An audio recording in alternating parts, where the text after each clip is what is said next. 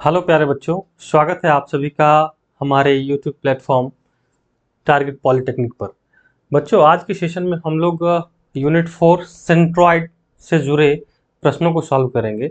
और प्रश्नों को सॉल्व करने से पहले हम लोग इससे जुड़े कंसेप्ट को देखेंगे, है ना, कि सेंट्रॉइड क्या होता है, सेंटर ऑफ ग्रेविटी क्या होते हैं, सेंटर ऑफ मास क्या होते हैं, इन तीनों में बेसिकली डिफरेंसेस क्या है। क्योंकि आपको एसबीटी में प्रायः इन तीनों के बीच डिफरेंसेस भी पूछा जा चुका है कई बार 4 मार्क्स पे। ठीक है, तो अपने को इसके कंसेप्ट को भी देखना है। उसके बाद क्या प्रोसेस है जिसके तहत हम लोग सेंट्रॉइड को आसानी से फाइंड आउट कर सकते हैं।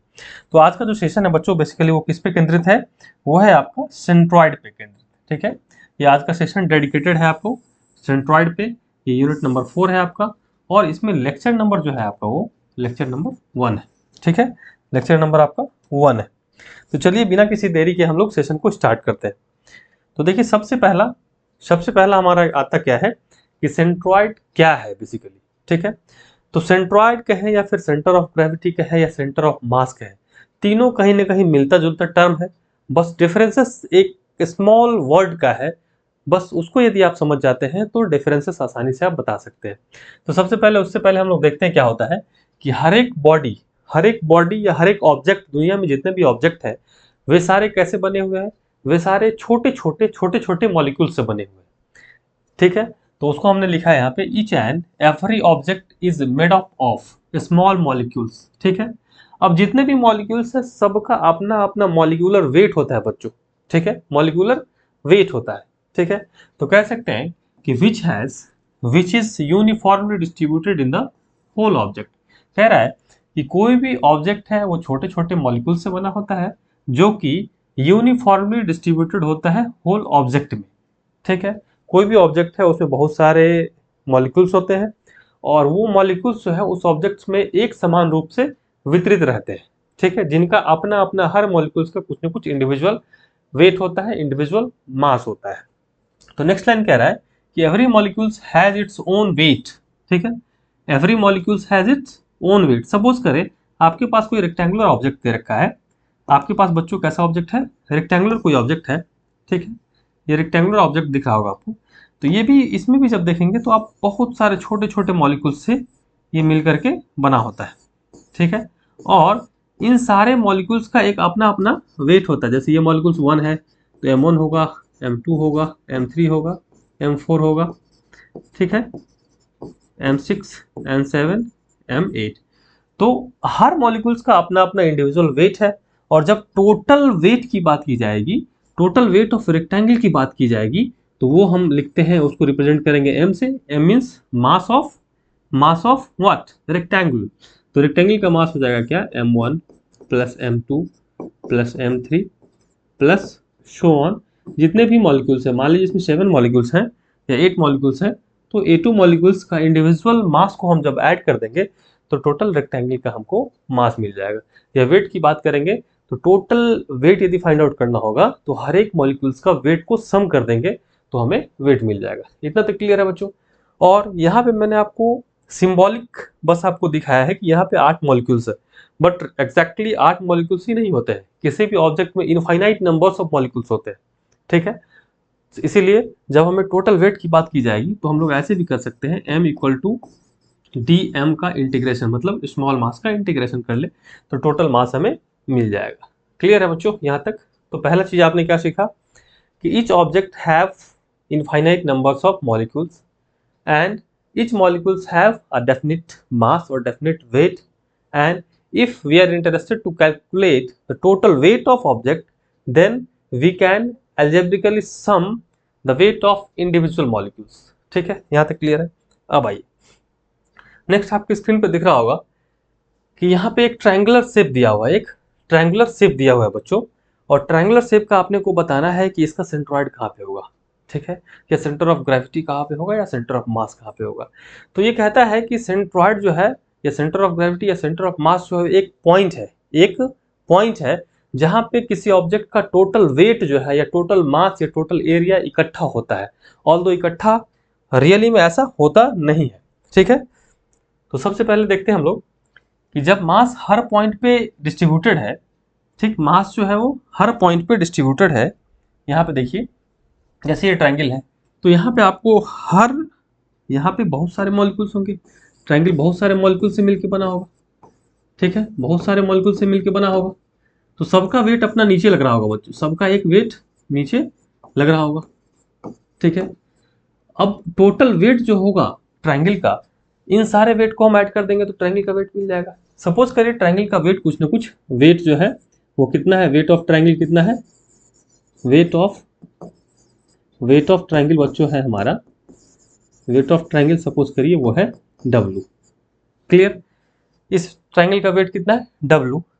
अब हम क्या मान रहे हैं बच्चों, for the sake of calculation in engineering practices, engineering practices में हम लोग कैलकुलेशन की सुविधा की दृष्टि से हम लोग मानते हैं कि ये जितने भी वेट लग रहे हैं सभी मॉलिक्यूल्स के, वो किसी पर्टिकुलर एक पॉइंट पे इकट्ठा हो गया है, वो किसी पर्टिकुलर एक पॉइंट पे इकट्ठा होकर के मिल करके इकट्ठा हो गया, ठीक है। और इसी पॉइंट को हम लोग कहते हैं बच्चों क्या, इसी पॉइंट को हम लोग कहते हैं सेंटर ऑफ मास या सेंटर ऑफ ग्रेविटी या सेंट्रॉइड, ठीक है। तो आपको पता है बच्चों किसी एक पॉइंट पे यदि टोटल मास इकट्ठा है, डेट मीन्स टोटल मॉलिक्यूल्स का मास कितना है W। तो ये W जो है हमारा वो कहाँ पे लग रहा है, इस पॉइंट पे लग रहा है, और ये नीचे की तरफ लगेगा, वेट हमेशा नीचे की तरफ लगता है, ठीक। तो आपने कभी कभी देखा होगा कि यदि किसी भी जैसे थाली है या बुक है या कोई भी एक ऑब्जेक्ट है, उसमें क्या करते हैं आप लोग, नीचे से फिंगर जब लगाते हैं, नीचे से फिंगर लगाते हैं तो वो स्टेबल हो जाता है बच्चों। देखिए जैसे मैं आपको दिखाने की कोशिश कर रहा हूँ इसको, देखिए यहाँ पे देखिए, जैसे मैंने एक फिंगर लगाया यहाँ पे देखिए, तो ये क्या है, इक्विलिब्रियम पोजीशन पे, ये नीचे गिर नहीं रहा है। इसका मतलब क्या है बच्चों, इसका मतलब क्या है कि हम जितना फोर्स नीचे से लगा रहे हैं, ठीक, उतना ही फोर्स ये बुक ऊपर से नीचे की तरफ लगा रहा है। दैट मीन्स, या यूं कहे तो ऊपर से बुक का जो वेट है, जो ऊपर से बुक का जो वेट है वो नीचे की तरफ लग रहा है, उतना ही फोर्स हम सेम उसी पॉइंट पे लगा रहे हैं जिससे कि हमारा ये इक्विलिब्रियम में है और ये नीचे नहीं गिर रहा है।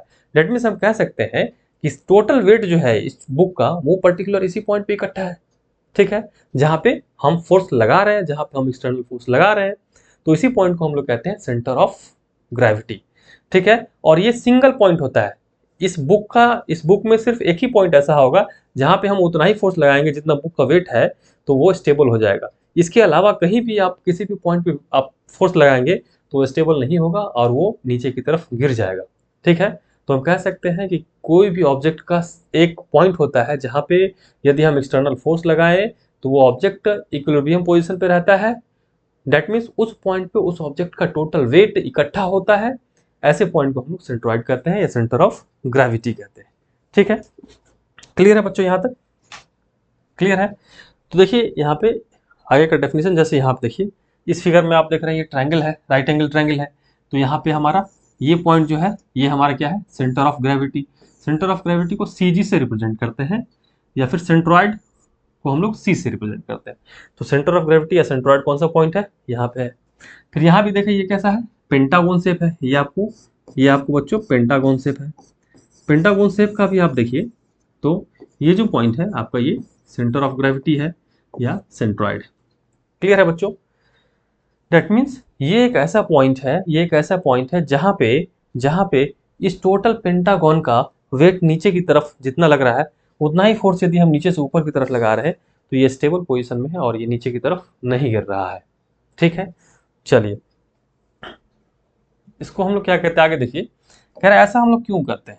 तो कहते हैं कि for the sake of calculation in engineering applications we assumed that all the molecules of any object is concentrated at a particular single point, ठीक है, and this particular point is known as centroid या center of gravity या center of mass, ठीक है बच्चों।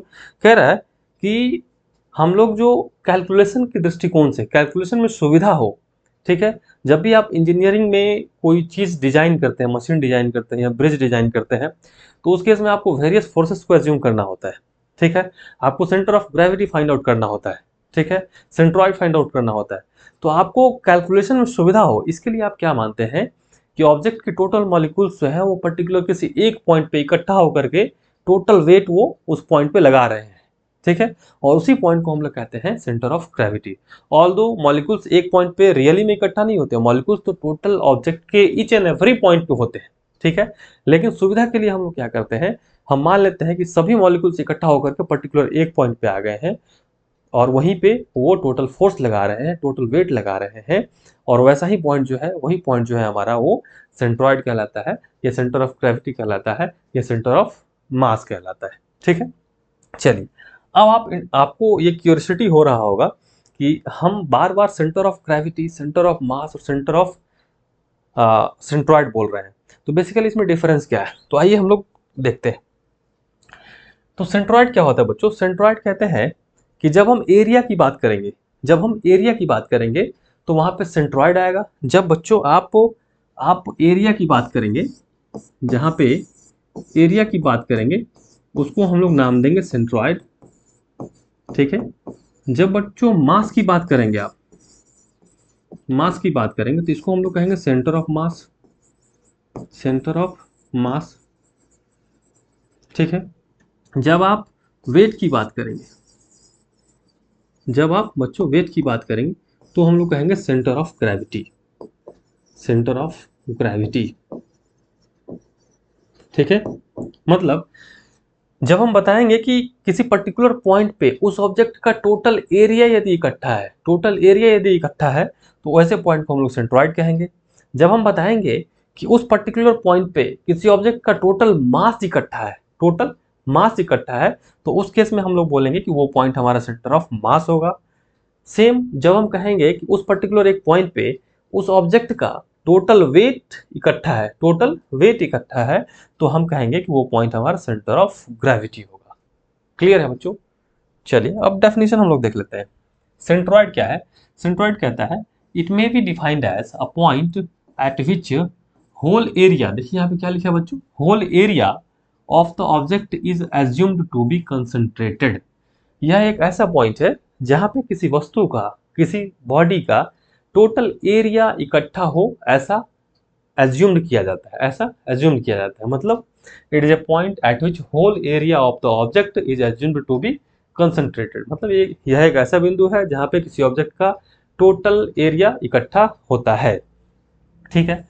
अब हम area की जगह पे बच्चों यदि मास कर दे, एरिया की जगह पे मास कर दे, तो हमारा जो पॉइंट होगा वो सेंटर ऑफ मास कहलाएगा।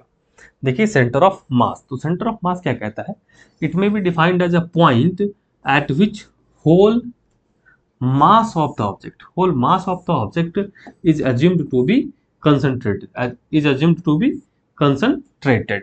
क्लियर है?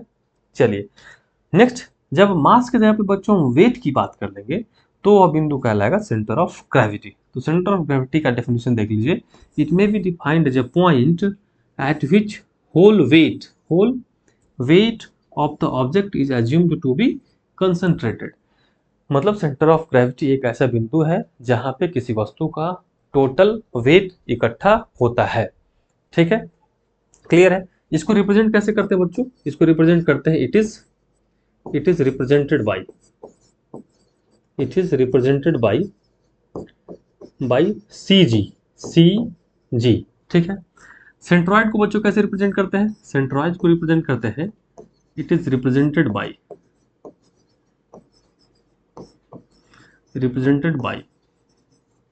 सी मतलब सेंट्रॉइड। ठीक है।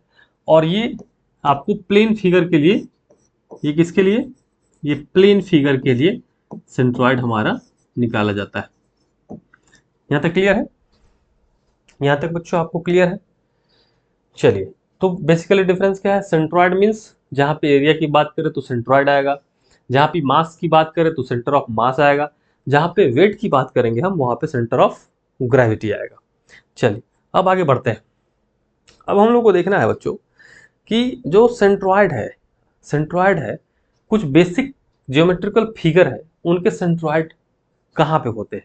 ठीक है। ऑल्दो आपको ये इंटीग्रेशन की सहायता से, principle of moment of area की सहायता से इसको फाइंड आउट करना होगा, इसको आपको डिराइव करना होगा, लेकिन पहले आप इसको बस याद कर लीजिए।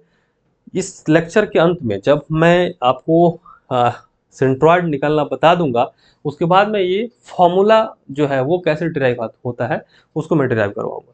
चलिए, तो सबसे पहले हम लोग देखते हैं कि रेक्टेंगल का, ये जो रेक्टेंगल है, रेक्टेंगल का सेंटर ऑफ ग्रेविटी क्या होगा। तो कहता है बच्चों कि रेक्टेंगल का जो सेंट्रॉइड है वो होता है जहाँ पे साइड बाइसेक्टर्स, जहाँ पे साइड बाइसेक्टर्स आपस में मिलते हैं। ये जो साइड बाइसेक्टर्स है वो आपस में मिलते हैं, उसको हम लोग कहते हैं सेंटर ऑफ ग्रेविटी। जैसे ये आप देख रहे होंगे स्क्रीन पे, ये आप स्क्रीन पे देख रहे होंगे, ये रेक्टेंगल है।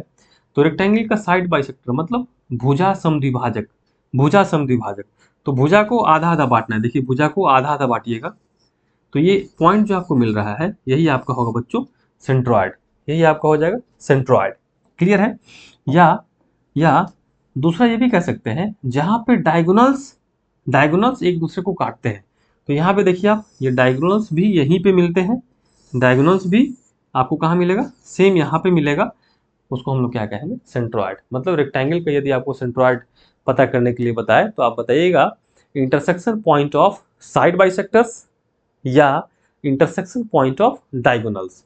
मतलब जहाँ पे विकर्ण एक दूसरे को प्रतिच्छेद करते हैं या जहाँ पे भुजा समद्विभाजक आपस में मिलते हैं, उस बिंदु पे हमारा क्या होगा बच्चों सेंट्रॉइड होगा रेक्टेंगल का। अब आइए, अब त्रिभुज की बात करें बच्चों। त्रिभुज की जब बात करेंगे बच्चों, तो त्रिभुज में क्या होता है, त्रिभुज में जहाँ पे मीडियंस मतलब माध्यिकाएं, जहाँ पे मीडियंस एक दूसरे को कट करते हैं। मीडियंस मतलब क्या होता है बच्चों, मीडियंस मतलब क्या होता है, मीडियंस जहाँ पे एक दूसरे को कट करते हैं बच्चों, वहीं पे हमारा सेंट्रॉइड होता है। मीडियंस मतलब होता है ऐसा लाइन, ऐसा लाइन जो हम यदि शीर्ष से भुजा को काटने वाली लाइन को, ऐसा लाइन जो शीर्ष से ड्रॉ करे और भुजा को बराबर भाग में बांट दे, ठीक है, उसको हम लोग मीडियन कहते हैं। ये 80 लाइन जो है आप देखेंगे तो BD और DC को बराबर भाग में बांटती है, मतलब BC को बराबर भाग में बांटती है, मतलब BD बराबर DC हो जाएगा। ठीक है, तो मीडियन क्या होता है, किसी भी त्रिभुज के शीर्ष से हाँ सामने वाली भुजा को बराबर भाग में बांटने वाली रेखा को हम लोग मीडियन कहते हैं या माध्यिका कहते हैं। तो त्रिभुज में क्या हो जाएगा, जहाँ पे मीडियंस एक दूसरे को इंटरसेक्ट करे वहां पे हम लोग क्या कहेंगे, वो बिंदु जो होगा वो सेंट्रॉइड होगा। चलिए अब आगे देखिए, जैसे रेक्टेंगल दिया हुआ है, अब इसका आपको एक और बताना है कि कहाँ पे होगा सेंट्रॉइड, सेंट्रॉइड कहाँ पे होगा। तो हमने आपको बताया है बच्चों रेक्टेंगल का सेंट्रॉइड कहाँ पे होता है, जहाँ पे साइड बाइसेक्टर्स मिलते हैं। तो साइड बाइसेक्टर्स देखिए तो कहाँ मिलेंगे, साइड बाइसेक्टर्स देखिए, ये साइड बाइसेक्टर मतलब भुजा को आधा आधा भाग में काटे। देखिए भुजा को आधा, ये भुजा को हमने आधा काट दिया, फिर यहाँ से देखिए ये भी आधा काट दिया। तो ये जो बिंदु मिला बच्चों, ये जो बिंदु आपको मिला यही हमारा हो जाएगा सेंट्रॉइड, यही हमारा क्या हो जाएगा सेंट्रॉइड। क्लियर है? या यूं कहे तो जहाँ पे हमारा बच्चों, जहाँ पे हमारा क्या, जहाँ पे हमारा ये डायगोनल्स कट करे, तो डायगोनल्स भी आप देखेंगे, तो डायगोनल्स भी देखेंगे आप तो उसी बिंदु पे कट रहा होगा। ठीक है, डायगोनल्स भी आप देखेंगे तो इसी बिंदु पे मिलता है, यानी ये वाला बिंदु जो हमारा हो गया वो सेंट्रॉइड हो गया। ठीक है, दैट मीन्स रेक्टेंगल का यदि पूछे आपको सेंट्रॉइड, तो इंटरसेक्शन पॉइंट ऑफ लिख देंगे हम लोग, intersection point of, intersection point of, intersection point of क्या बच्चों, साइड बाइसेक्टर। ठीक है, या इंटरसेक्शन पॉइंट ऑफ डायगोनल्स। ठीक है, यहां तक क्लियर है? चलिए अब बढ़ते हैं हम लोग आगे ट्रायंगल पे। तो ट्रायंगल के बारे में देखिए क्या कहा गया है, centroid of a triangle is the intersection point of medians, is the intersection point of medians, मतलब माध्यिकाओं के प्रतिच्छेदन बिंदु को हम लोग क्या कहते हैं, मीडियंस कहते हैं। माध्यिका क्या होती है बच्चों, माध्यिका क्या होती है देखिए, माध्यिका मतलब शीर्ष से हम लोग, शीर्ष से हम लोग, शीर्ष से हम लोग भुजा को विभाजित करने वाली लाइन ड्रॉ करेंगे। ठीक है, तो ये जो पॉइंट हो जाएगा बच्चों ये आपका सेंट्रॉइड हो जाएगा। ठीक, अब देखिए हमें राइट एंगल ट्रायंगल में सेंट्रॉइड फाइंड आउट करना है। तो राइट एंगल ट्रायंगल में जब सेंट्रॉइड फाइंड आउट करेंगे बच्चों, तो देखिए राइट एंगल ट्रायंगल में जब सेंट्रॉइड फाइंड आउट करेंगे इसको, तो वो बिंदु जो होगा, वो बिंदु कहाँ होगा मैं आपको बताता हूँ। देखिए ऐसे, देखिए ये मीडियंस को हमने ड्रॉ किया, मीडियंस इस पॉइंट पे कट कर रहे हैं एक दूसरे को, मीडियंस इस पॉइंट पे कट कर रहे हैं, ये पॉइंट हमारा सेंट्रॉइड हो जाएगा। अब आपको ये दूरी फाइंड आउट करनी होगी बच्चों कि इसका दूरी जो है यहाँ से कितना है और यहाँ से कितना है। तो चलिए आप जब देखेंगे बच्चों, आप जब देखेंगे इसको, जब नीचे ड्रॉ करेंगे, इसको जब नीचे ड्रॉ करेंगे यहाँ, ठीक है, फिर यहाँ से देखिए ये हो गया और ये हो गया। तो यहाँ से सपोज करिए यहाँ से यहाँ तक की दूरी बेस ये बी थी और ये हाइट बच्चों कितनी थी, एच थी। तो इस वर्टिस से इसकी दूरी जो होगी ये 1/3 बी होगी, ठीक। और यहाँ से देखें तो ये कितना हो जाएगा बच्चों, 2/3 बी, ठीक है। डेट मीन्स इस एंड से 2/3, इस एंड से 1/3। फिर यदि वर्टिकल पॉइंट पे देखेंगे आप लोग, यहाँ पे आप यदि यहाँ पे देखेंगे, ठीक, तो क्या होगा बच्चों, तो यहाँ से 1/3h,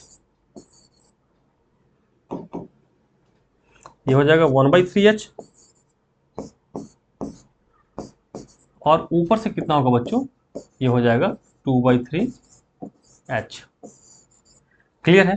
डेट मीन्स यदि ये टोटल h है तो यहाँ से 1/3h और यहाँ से देखें तो 2/3h। यदि ये टोटल b है बच्चों तो इस एंड से 1/3b और इस एंड से 2/3b होगा। क्लियर है यहाँ तक। चलिए, ये बेसिक फिगर्स का सेंट्रॉइड इसलिए मैं बता रहा हूँ क्योंकि जब आपके पास कम्प्लेक्स शेप आएंगे या कंपोजिट शेप आएंगे तो उस केस में आप कैसे सॉल्व करेंगे, तो आपको ये बेसिक फिगर्स का सेंट्रॉइड पता होना चाहिए। ऑल्दो मैं आपको इसको डिराइव करना भी सिखाऊंगा। चलिए, अब देखिए ये हमारे पास सेंटर है, तो सेंटर का जो सेंट्रॉइड होता है बच्चों, ये सर्किल है, ये सर्कल है बच्चों। सर्कल का सेंट्रॉइड कहाँ पे होता है, सर्कल का सेंट्रॉइड जो है सर्किल के सेंटर पे होता है, सर्किल के बच्चों सेंटर पे होता है। ये आपका सेंटर है और सेंटर ही इसका सेंट्रॉइड हो जाएगा। या दूसरे तरीकों से ये कह सकते हैं कि सर्किल का जो सेंट्रॉइड है वो होता है intersection point of diameter, intersection point of diameter. तो यहाँ से जब डायमीटर आप ड्रॉ करेंगे बच्चों, डायमीटर जब ड्रॉ करेंगे तो देखिए जहाँ पे डायमीटर कट करे, तो डायमीटर कहाँ पे कट करते हैं, तो डायमीटर आपको बच्चों पता है कि वो सर्किल के सेंटर पे ही कट करते हैं, यानी सर्किल का सेंट्रॉइड जो होगा वो सेंटर हो जाएगा। क्लियर है। अब देखिए, अब बच्चों आपको ड्रॉ करना हो, सपोज करिए आपको पूछा जाएगा कि आप ये बताओ कि सेमी सर्कल का क्या होगा, सेमी सर्कल का सेंट्रॉइड क्या होगा। तो सेमी सर्कल का सेंट्रॉइड बच्चों क्या होता है, सपोज करिए बच्चों ये क्या है हमारा, ये डायमीटर है, ये सेंटर है, ठीक। सेंटर से हमने एक लाइन ड्रॉ कर दिया, रेडियस। तो सेंटर से आप 4r/3 सेंटर से बढ़ेंगे यहाँ पे, ये हमारा पॉइंट जो होगा बच्चों, ये हमारा जो पॉइंट होगा, ये जो हमारा पॉइंट होगा ये क्या होगा बच्चों, सेंट्रॉइड होगा। और इसकी दूरी क्या होगी, यहाँ से बेस से जो दूरी होगी बच्चों वो होगा 4r/3, 4r/3, ठीक है। कितनी होगी, 4r/3। दैट मीन्स ये जो सेंट्रॉइड होगा उसकी दूरी बेस से होगी 4r/3। यहाँ तक क्लियर है। चलिए, वो चीज़ मैंने यहाँ पे रिप्रेजेंट किया। देखिए यहाँ पे आपको सेमी सर्कल दिख रहा है, सेमी सर्कल का जो है सेंट्रॉइड आपको यहाँ पे रिप्रेजेंट किया हुआ है। देखिए कितना है, 4r/3, कहाँ से, यहाँ से डायमीटर से इसकी दूरी कितनी होगी बच्चों, 4r/3। ठीक। अब ये बच्चों देखिए ट्रेपीजियम आपको दे दिया है, ये ट्रेपीजियम है और ट्रेपीजियम का आपको सेंट्रॉइड निकालने के लिए कह रहा है। तो ट्रेपीजियम का सेंट्रॉइड देखिए ये सिमेट्रिक है तो इसके बीचों बीच होगा लाइन, ठीक। और इसकी दूरी जो होगी बच्चों वो कितनी होगी, देखिए h/3 multiplied by b+2a/b+a। But आपको इसको रटने की ज़रूरत नहीं है, मैं इसको रटने का सलाह नहीं दूंगा क्योंकि कहीं भी यदि सेंट्रॉइड आएगा तो उसको आप खुद से सॉल्व करके डिराइव कर सकते हैं, उसको पता कर सकते हैं। ठीक है, यहाँ तक क्लियर है।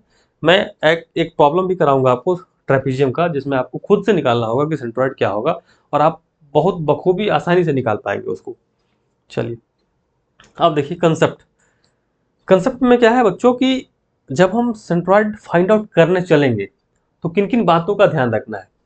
तो पहली बात हम लोग ध्यान में ये रखेंगे कि यदि कोई ऑब्जेक्ट किसी एक्सिस के अबाउट सिमेट्रिक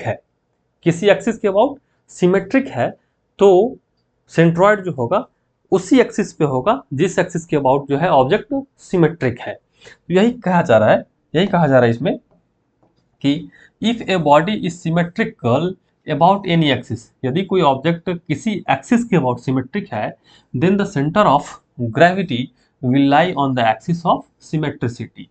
यदि कोई ऑब्जेक्ट किसी एक्सिस के अबाउट सिमेट्रिक है तो सेंटर ऑफ ग्रेविटी या सेंट्रॉइड जो होगा वो उसी एक्सिस पे कहीं ना कहीं होगा, उसी एक्सिस पे कहीं ना कहीं होगा। जैसे जैसे जैसे आप देखिए,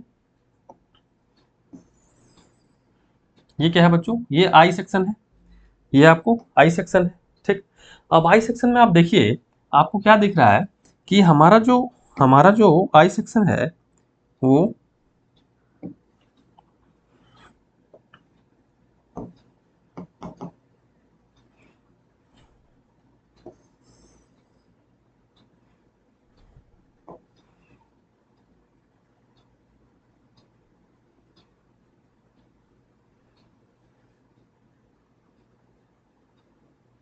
आई सेक्शन देखिए। अब सबसे पहले हम लोग आई सेक्शन की बात करते हैं। तो यहाँ पे आप देखिए कि ये किसके अबाउट सिमेट्रिक है। तो आप जब देखेंगे बच्चों, आप जब देखेंगे तो ये यहाँ से जब हम ड्रॉ करते हैं, देखिए एक लाइन बीचों बीच हम ड्रॉ करते हैं। जब बीचों बीच आप एक लाइन ड्रॉ करेंगे बच्चों, तो आप देखिए क्या है कि ये इस लाइन के अबाउट बच्चों ये सिमेट्रिक है। सिमेट्रिक मतलब क्या होता है, सिमेट्रिक मतलब क्या होता है बच्चों,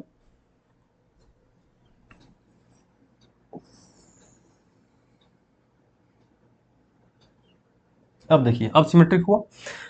अब ध्यान दीजिए बच्चों, सिमेट्रिक का मतलब क्या है, जब आप इसी को बीचों बीच जब आधा पार्ट में बांटेंगे, इसको कट करेंगे और कट करके जब इसको ओवरलैप करेंगे, इसी पे कट करके जब ओवरलैप करेंगे, कट करके जब इसको ऊपर डालेंगे तो एक दूसरे को ये एग्जैक्टली मैच कर लेगा।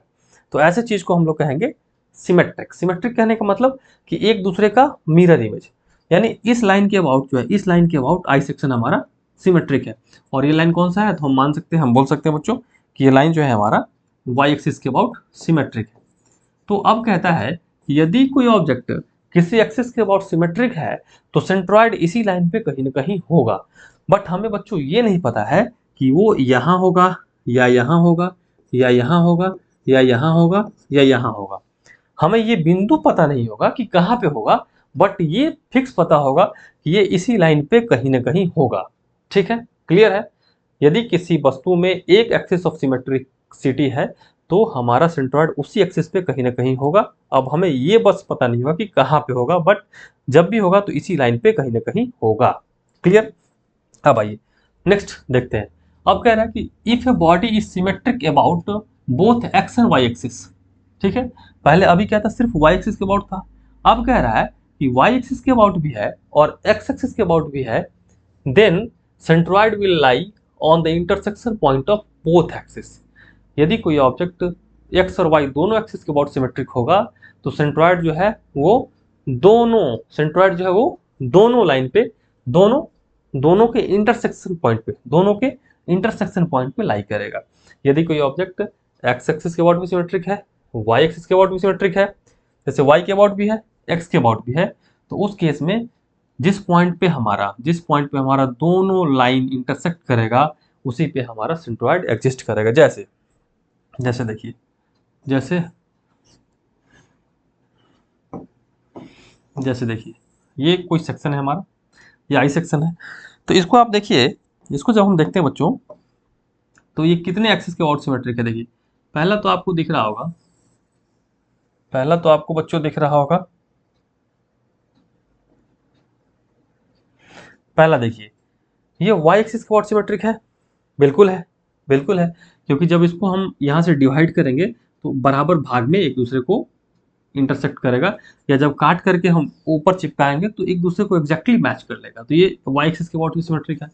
इसका मतलब क्या है कि वाई एक्सिस के अबाउट सिमेट्रिक यदि है तो सेंटर ऑफ ग्रेविटी कहीं ना कहीं इसी लाइन पे होगा, कहीं ना कहीं इसी लाइन पे होगा। क्लियर है।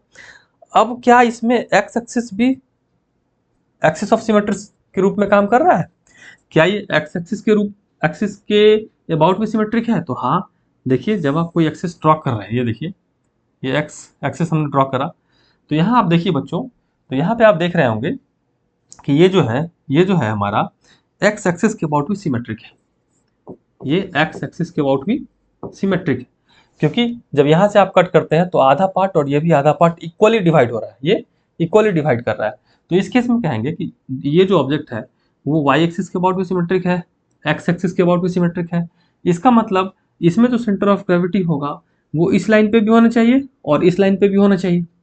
अब ऐसा कंडीशन जिसमें इस दोनों को सेटिस्फाई करे, उसके लिए कॉमन बिंदु होना चाहिए। और कॉमन बिंदु कौन सा है? जहाँ पे ये दोनों लाइन एक दूसरे को इंटरसेक्ट कर रहा है। ये दोनों लाइन जहाँ पे एक दूसरे को इंटरसेक्ट कर रहा है, डेट मीन्स यदि किसी ऑब्जेक्ट में दो एक्सिस ऑफ सिमेट्रिक होगा तो सेंट्रॉइड हमारा उस दोनों एक्सिस के इंटरसेक्शन पॉइंट पे होगा। तो यहाँ पे वाई एक्सिस और एक्स एक्सिस दोनों के ओर सिमेट्रिक था, तो इसीलिए सेंट्रॉइड हमारा वहाँ पे होगा जहाँ पे ये दोनों बिंदु आपस में एक दूसरे को काटेंगे। तो यहाँ पे कट कट कर रहे हैं, तो इसीलिए हमारा सेंट्रॉइड जो होगा वो यहाँ पे होगा। यहाँ तक क्लियर है बच्चों? अब आइए, अब बस एक और पॉइंट आपको देखना है, उसके बाद हम लोग न्यूमेरिकल पे चलेंगे। पहला कह रहा है कि जब आपको बच्चों आपको क्या निकालना हो? सेंट्रॉइड निकालना हो, तो उसके लिए हम लोग एक्सिस ऑफ रेफरेंस लेते हैं। एक्सिस ऑफ रेफरेंस लेते हैं। तो कह रहा है कि for the calculation of x dash y axis is taken as reference line. ठीक है, जब आप एक्स डैश की बात करेंगे, जैसे कोई भी ऑब्जेक्ट का सेंट्रॉइड जो होगा बच्चों, उसको आप रिप्रेजेंट करेंगे एक्स डैश से और वाई डैश से। ठीक है, एक्स डैश क्या होगा? X coordinate of centroid. Y dash क्या होगा? Y coordinate of centroid. तो जहां पे आपको एक्स डैश फाइंड आउट करना हो तो आप वाई एक्सिस को लेंगे रेफरेंस लाइन के रूप में। किसको लेंगे बच्चों? वाई एक्सिस को आप लेंगे रेफरेंस लाइन के रूप में। जब भी आपको एक्स डैश का कैलकुलेशन करना होगा तो वाई एक्सिस को लेंगे, और यदि वाई डैश कैलकुलेट करना होगा तो आप किसको लेंगे? एक्स एक्सिस को लेंगे रेफरेंस लाइन के लिए। क्लियर है? For the calculation of x dash y axis is taken as reference line, while for the calculation of y dash x axis is taken as reference line। ठीक है, clear? यहाँ तक clear है? साथ ही साथ हमें क्या करना है बच्चों? यदि x डैश फाइंड आउट कर रहे हैं तो y एक्सिस तो लेंगे ही, और y एक्सिस तो लेंगे हम लोग ऑब्जेक्ट, किसी भी ऑब्जेक्ट का एक्सट्रीम लेफ्ट फाइबर को कंसीडर करेंगे। नेक्स्ट कह रहा है, देखिए, always consider extreme left line for the calculation of x dash। always consider extreme left line for the calculation of x dash। तो y एक्सिस और साथ ही साथ बच्चों यहाँ पे क्या लिखेंगे बच्चों? Extreme left. दो चीज लेंगे। यदि आपको x डैश फाइंड आउट करना है तो पहला हम मानेंगे y एक्सिस और दूसरा लेंगे extreme left. y axis y dash मानना है तो x एक्सिस को कंसीडर करेंगे, और यहाँ पे करेंगे हम लोग एक्सट्रीम बॉटम। यहाँ पे हम लोग करेंगे एक्सट्रीम बॉटम लाइन।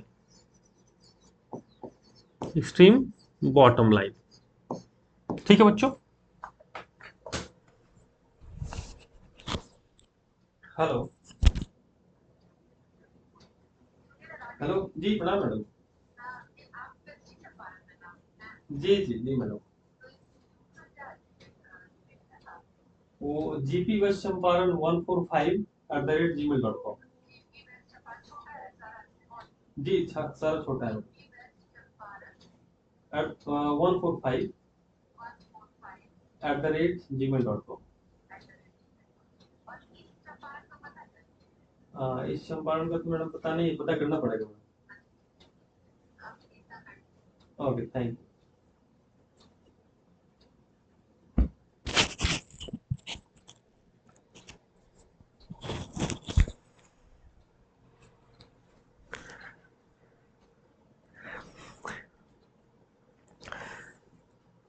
अब बच्चों हम लोग देखते हैं क्वेश्चन। इस पे बेस्ड हमने जो कंसेप्ट को सीखा है अभी तक, उसको हम लोग अप्लाई करेंगे। डेट मीन्स कुछ क्वेश्चंस इसके बेसिस पे हम लोग सॉल्व करेंगे।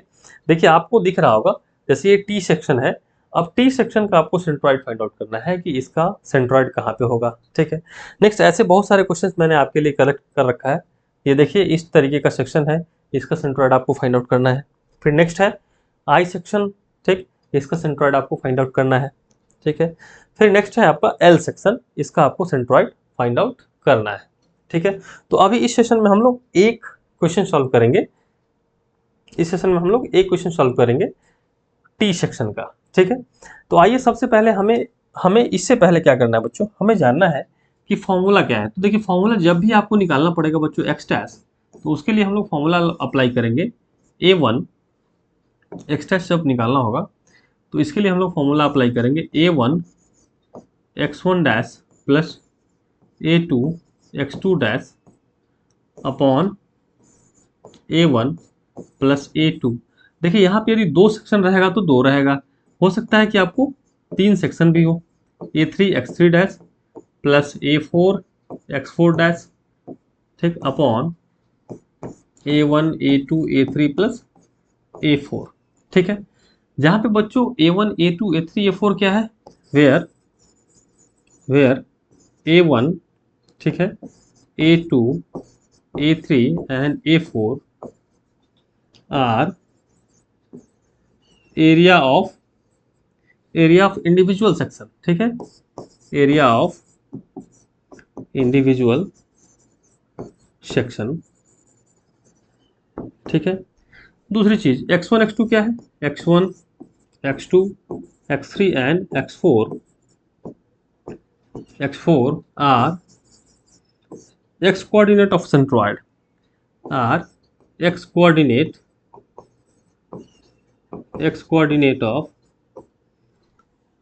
of centroid of individual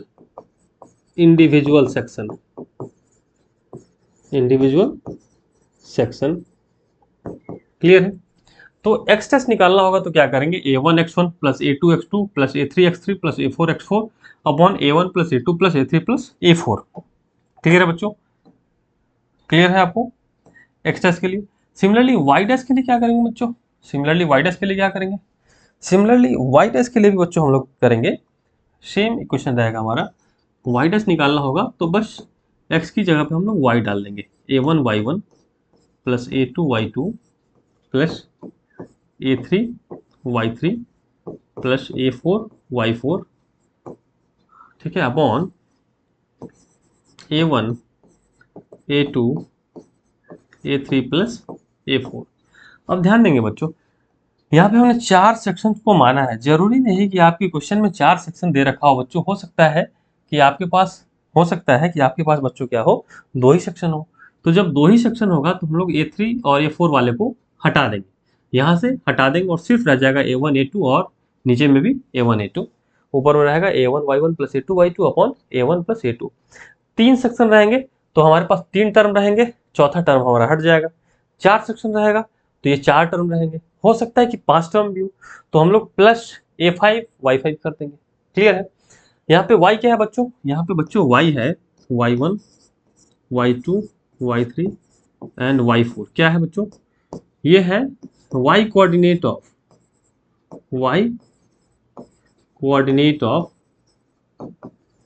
centroid of